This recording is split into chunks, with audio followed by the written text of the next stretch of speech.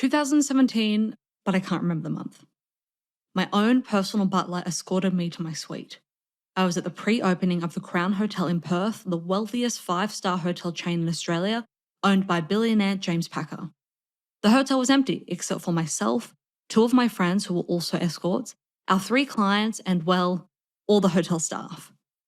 Our clients were extremely wealthy and high profile, so high profile that the Packer family themselves have invited them to stay at the hotel before it was opened to the public.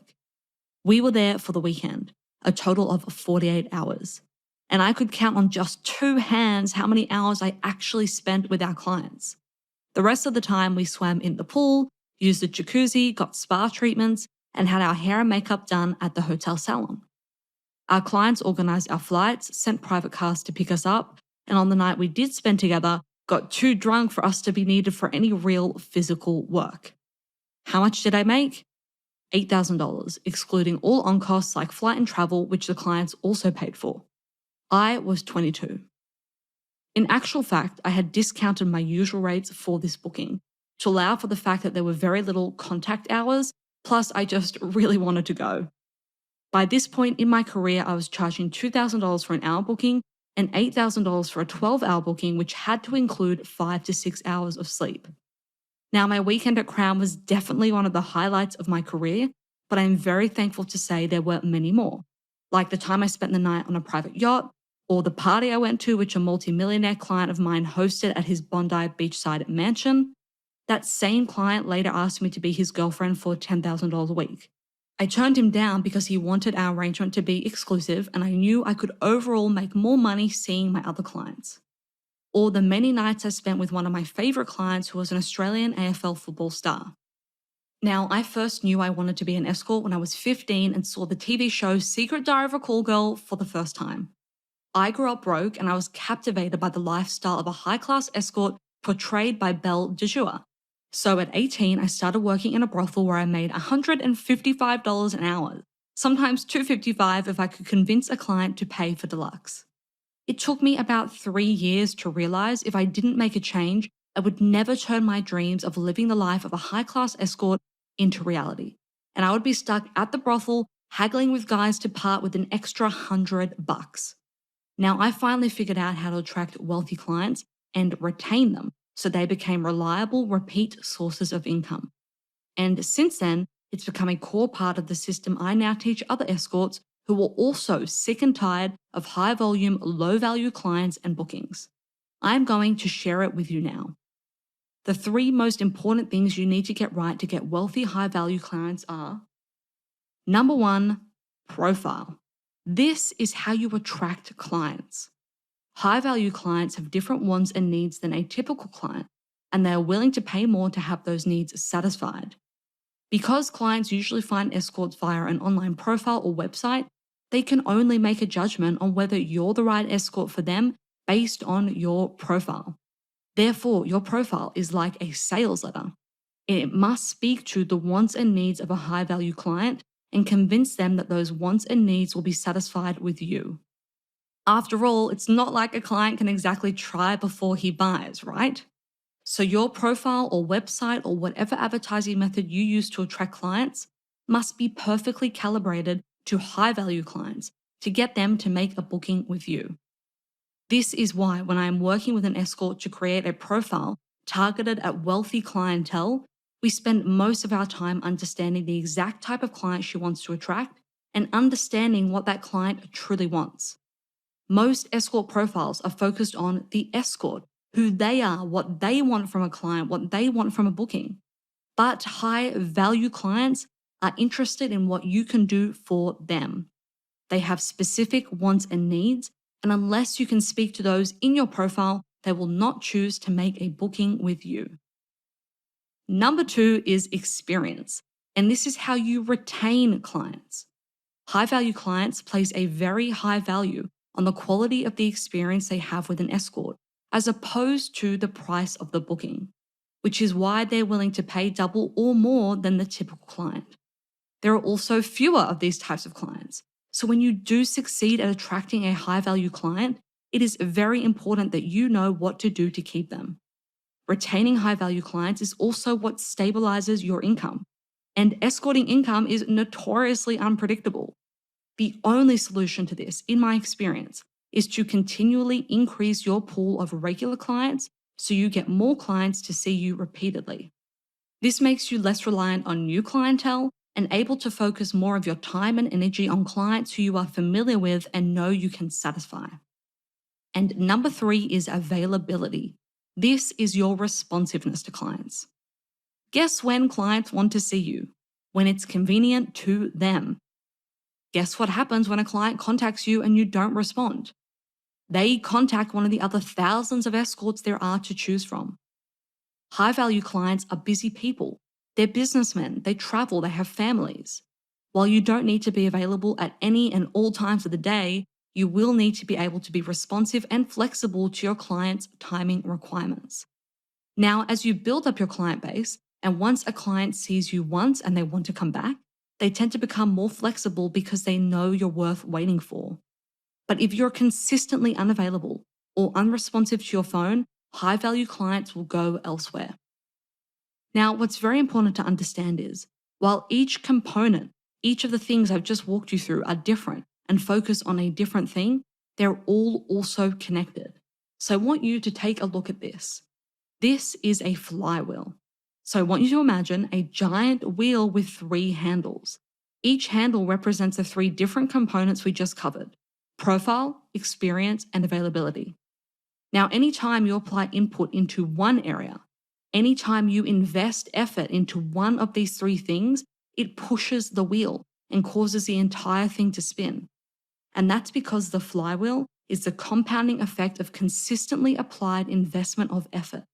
What that means is, as you continue to push on each of these handles by investing effort into your profile, experience, or availability, the wheel spins. And the longer you do it, and the more times you push on the handles, so the more effort you invest in each area, the faster the speed of the entire wheel picks up, until eventually it's spinning all on its own, with very little effort needed from you. Now, of course, the reverse is also true. So imagine one of these handles was broken because you were doing the wrong things in that particular area. Or imagine if you totally neglected one of these components and therefore didn't push one or more of the handles on that wheel at all. Well, it would impact the spinning of the entire thing, wouldn't it? Because imagine if you had to get a massive wheel spinning just by using one handle and the other 2 were broken. It would be much, much harder. And this is what I see all the time. I see escorts with broken wheels because they're doing the wrong things in one or more of these areas or are just neglecting some parts entirely. If you only focus on your profile, you might succeed at getting new clients, but you won't keep them and you won't build repeat clientele, which means your income will be unstable and unpredictable and subject to the peaks and troughs of the market, or impacted anytime many new escorts enter the industry and clients have more girls to choose from, which is happening all the time. Or if you only focus on availability and you don't invest time and effort into your profile, you will spend hours sitting by the phone waiting for clients to book you, but not getting any paid bookings. So you see, it is very important that we do each of these things well consistently over time. Because when we do, each component gets easier and becomes more effective at making us money and attracting wealthy clients, which then improves our ability to invest further into each of these areas. When you make more money, you can afford to invest in enhancing your profile via things like professional photo shoots, videos, and websites, which then leads to more bookings. When you get more bookings, you see more clients, and you get more opportunities to provide a standout experience, which leads to more repeat clients. When you get more repeat clients and can start to rely on consistently higher levels of income, you can do things to improve your availability, like getting your own in-call, or quitting another job you might be doing on the side, or hiring an assistant to manage your inquiries. So you become more available, responsive, and flexible to your clients' needs, which means you convert more inquiries into actual paid bookings, which again increases your income and allows you to invest back into your profile. Maybe this time it's by advertising on more platforms, which increases your exposure and allows more high-value clients to find you. So you see how this works? See how a progression in each area has a positive impact on the next and the next. And unfortunately, the same is true in reverse.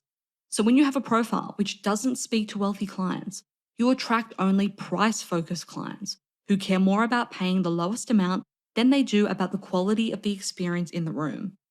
Instead of becoming reliable, repeat sources of income, they become time wasters and hagglers who want to barter with you for the lowest price, which means you earn less. When you earn less, you have less options and you become stuck. Because you have less money to invest in things like a full-time in-call or listing on more advertising sites or even other passive income streams, which lead to financial freedom.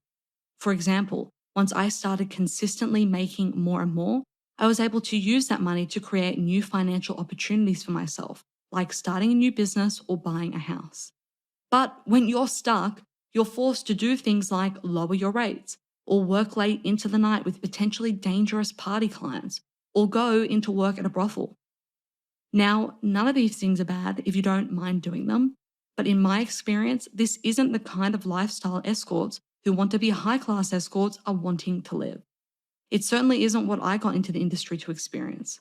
But I was stuck living that way for a long time, for 3 years, because I didn't truly understand how wealthy clients are different, and that I had to modify my approach consistently over time to meet their wants and needs so I could build myself a successful high class escort business based on wealthy, repeat clientele who I loved to see and which enabled me to have incredible, glamorous experiences. Now, if you want to know which of these is the most important area to work on, the answer is they're all crucial parts of getting this system to work. When I first put my rates up to $2,000 an hour, many of my escort friends and colleagues wanted to know the one thing I was doing differently to them to be able to attract clients who were willing to pay this rate. But the truth is, there was no one thing.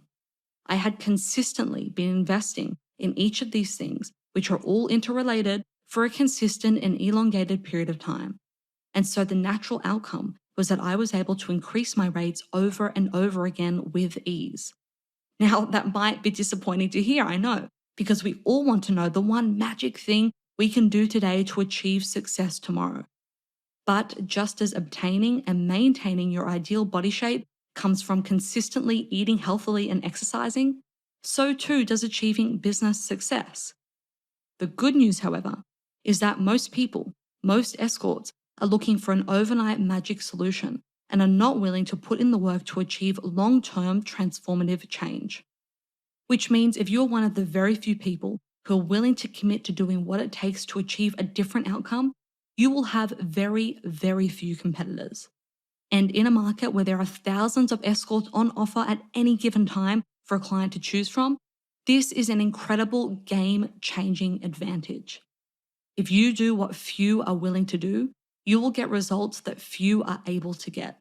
So that's all for this video. Please like it and share it with your fellow industry friends, because all of us escorts deserve to be making the money we want to be making and living the lifestyle we got into this job to live. I'll see you in the next video. Bye for now.